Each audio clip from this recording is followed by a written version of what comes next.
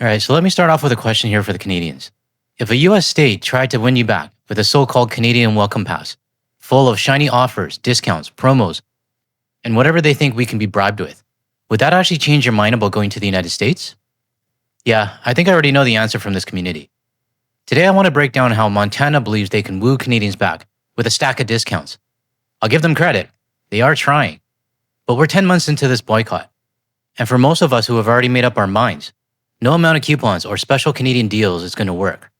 So I'm going to go over those reports and I want to get your feedback from it. Today's backdrop comes from Chris, who took this photo from Lonsdale Quay, looking towards downtown Vancouver. I really appreciate this, especially now that I'm abroad. Seeing photos of my home hits a little bit differently now. Chris, if you have more, feel free to send them over. And here's my own photo from earlier this summer at Lonsdale Quay. Thanks again, Chris.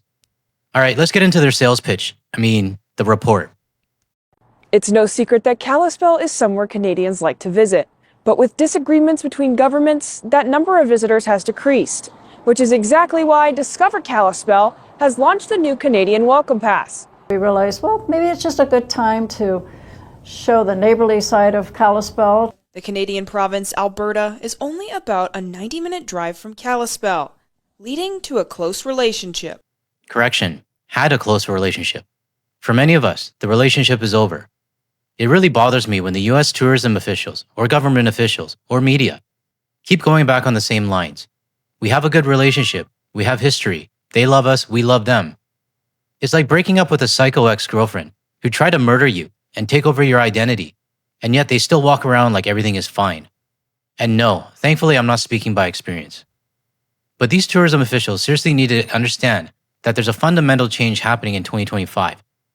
And all that history, in my own opinion, doesn't mean shit anymore. This is an official breakup.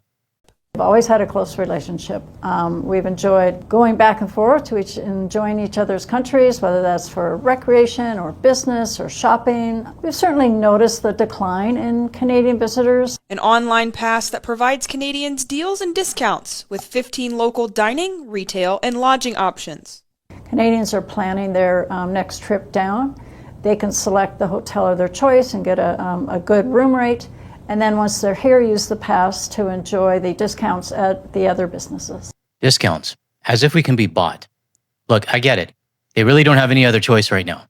The root cause of all of this is sitting in the White House along with his administration. And I'm sure the US citizens who didn't vote for him are feeling helpless watching their business struggle. But Montana is a state that the majority of the population did vote for Trump. So I have to ask, why would I want to take this so-called Canadian pass just to support businesses where the owners likely voted for all of this? Yeah, no thanks. And while the pass only launched in early November, it is already seeing immense success. We're seeing great results, actually. We've had over 500 downloads of the pass just in the past 3 days. Several hotel reservations have already come in. So there is interest. There's a lot more than 500 people in Canada. Just saying. Discover Kalispell is ready to see the relationship flourish again.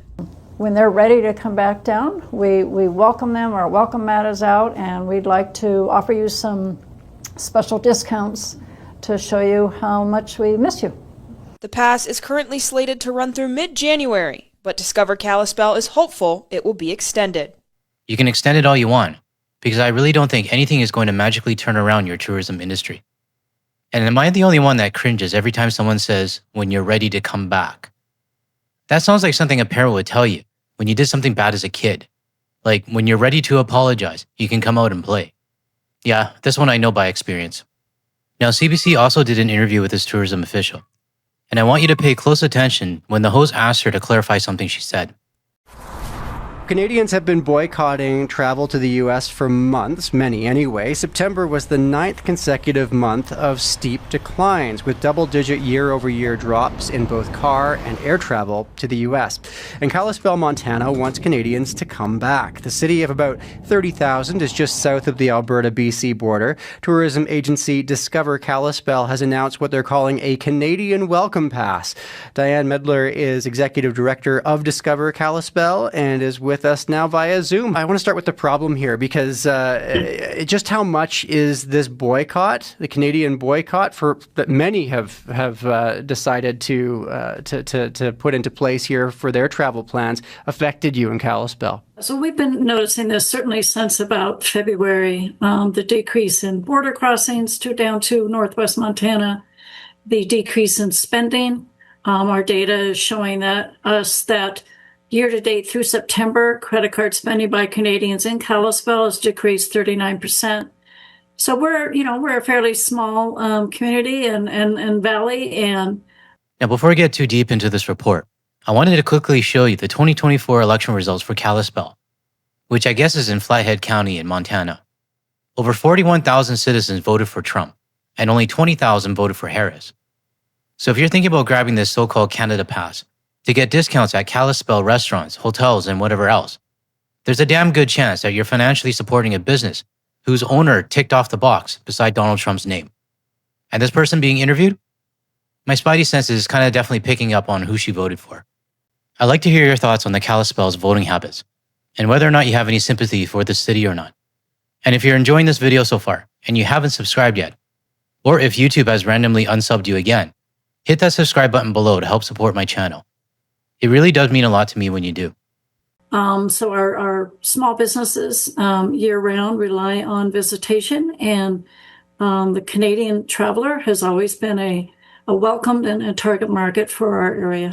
I think one of the quotes that I saw when I was reading over this campaign was, we see you and we miss you. What are you implying there? For years, Montana and Alberta have enjoyed a close relationship. We have our first international peace park, we share a border, we share the crown of the continent, and it's always been a real reciprocal, neighborly relationship. We enjoy going up there. Canadians own second homes down here, come down here to recreate. So we've missed them. We've noticed the difference, and we've missed them. Now, having said that, we understand and we respect the feelings and decisions, and we're just putting our foot forward here to let them know that even though we are not in agreement, we want to talk to them as people, and we value the human element, and just show as humans and citizens and friends that we continue and want to continue to cooperate and support each other. Did you catch that? Not in agreement. That does not sound like someone who understands what Canada is going through, or even tries to see things from our side. The president trying to annex us, the disrespect, and everything else that pushed Canada away in the first place. I'm glad the host picked up on this too. Now listen to her answer, or the lack of one. I'm sorry, Diane, just to clarify, not in agreement with the Canadians deciding not to come down, or not in agreement with some of the things that have come out from the Trump administration around, say, 51st state, or tariffs being put in place. What are you not in agreement with? Well, I'm sorry if I misspoke. I would not speak to, we're a non-political organization, and certainly have no opinion or resentment towards Canadians' decisions to boycott or to not travel. So what's her answer? I watched it 3 times, and I still have no idea what her answer is to the host. If anything, it felt like the perfect deflection. Just want to let them know that our welcome mat is out, and they are welcome when they're ready to come and visit. We just wanted to provide a little incentive to do so. So let's hear more about those incentives. What is the Canadian Welcome Pass? So it's a passport. It's delivered to your mobile device. It's free. And it grants you access to savings at certain businesses. So in this case, it offers discounts at restaurants and shopping and lodging in Kalispell. And all you do is you go to our website and search Canadian Welcome Pass on discoverkalispell.com, and you download the pass. It's literally takes about 1 minute. You enter your name and email address, and then it's delivered to your mobile device. So the CBC interview ends here, and I honestly don't need to hear anything else from her. She said enough for me to brush off whatever discounts and promos they're trying to lure us back with. But it does bring me back to the election results in Kalispell. 65% of their citizens voted for this mess that we're in right now. and now they're crying that the Canadians aren't coming back, when they actually voted for this. A few videos ago, someone said I shouldn't be vote shaming people. All right, so what exactly are we supposed to do?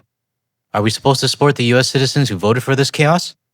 Happily travel down there and hand our money to the businesses owned by people who check the box next to the man who wants to annex Canada and treat us like we don't matter?